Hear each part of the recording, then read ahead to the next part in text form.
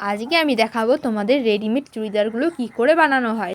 আর আজকে আমাদের এসেছিলো বুকের সাইডে এরকম বোর্ড লাগানো চুড়িদারগুলো, তো সেগুলো আমি কেটে নিয়েছি। প্রতিদিন কিন্তু একই রকম ডিজাইন আসে না, এক এক দিন এক এক রকম ডিজাইন আসে। আজকে যেহেতু এই ডিজাইনটা এসেছিলো, তো বোর্ডগুলো কীভাবে কাটছি সেটা তোমরা একটু দেখে নাও। আমি তোমাদের এটা থেকে শিখতে বলবো না, আমি শুধু দেখাচ্ছি কি করে করতে হয়। তারপরে এটাকে আমাকে সেট করে নিতে হবে। প্রথমে কিন্তু আমি উল্টো পেটে দুটোই উল্টোভাবে দিয়ে এভাবে সেলাই দিয়ে নিয়েছি।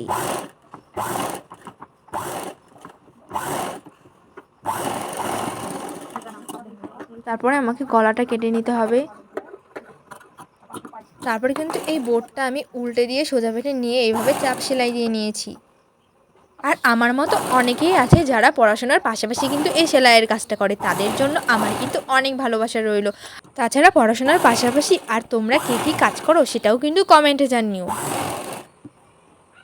আর তোমরা যদি কেউ এই কাজটা শিখতে চাও তো আমাকে কমেন্ট বক্সে বলো, আমি কিন্তু পুরো ডিটেলসে তোমাদের এই কাজটা ভালো করে শিখিয়ে দেব। তারপর কিন্তু আমাকে ভেঙে নিতে হয়েছে ডাউন, মানে এই সাইডের পাশটা, এটাকে কিন্তু আমরা ডাউন নিব।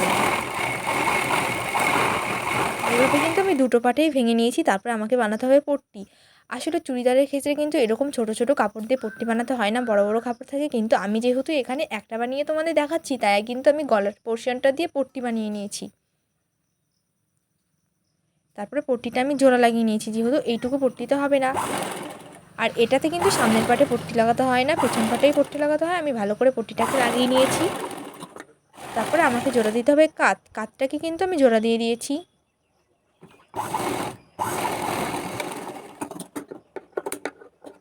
তারপরে এই গলাটাকে আমি কিন্তু চাপ মেরে দিয়েছি। আর এই চুড়িদারগুলো বেশিরভাগ ক্ষেত্রেই কিন্তু এক্সেল, ডবল এক্সেল আর ট্রিপল এক্সেল হয়ে থাকে। এটা ছিল এক্সেল, তো আমি সেই টিকিটটাকে কিন্তু লাগিয়ে নিয়েছি। তারপরে সবশেষে আমি হাতাগুলোকে সেলাই করে নিয়েছি। চুড়িদারটা কিন্তু বেশিরভাগটাই হয়ে গেছে, এবার শুধু হাতা লাগিয়ে সেটিং করে দিলেই হয়ে যাবে।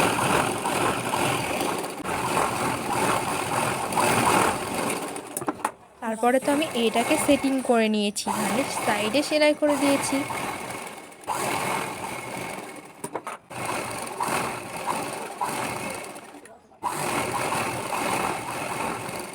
আর সবার শেষে আমি তোমাদের দেখালাম জামাটা কীরকম হয়েছে, তো তোমরা বলো কেমন হয়েছে।